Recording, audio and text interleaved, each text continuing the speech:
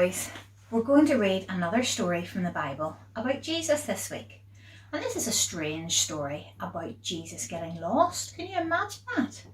Have you ever got lost? Maybe you couldn't find your mummy or daddy and you were looking and looking everywhere and you were starting to get really frightened. I couldn't remember a time when I got lost, but what I could remember was a time when one of my little girls lost her favourite thing in the world, Blanky. This is Blanky. And Blanky got lost in a shopping centre and we searched and searched and she was crying and we were all so worried about what we would do if we didn't find Blanky again. You couldn't replace Blanky, what would we do? And we were so relieved when Blanky eventually turned up. She was overjoyed. So we'll read this story about Jesus getting lost.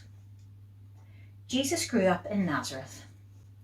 Every year, Jesus and his family would go to Jerusalem to celebrate the Passover feast. When Jesus was 12, they went to the feast as usual. The streets were crowded with people. On the way back home to Nazareth, Mary and Joseph couldn't find Jesus. They asked their relatives and friends, "Have you seen Jesus?" But no one knew where he was. Mary and Joseph went back to Jerusalem. They looked and looked for Jesus. Finally, after 3 days, they found him.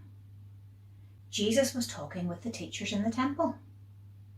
The teachers were amazed. Jesus was very wise for such a young boy. Mary and Joseph rushed to Jesus. "We were so worried about you," said Mary. Jesus knew that God was his Father. He said, "I had to come to my Father's house."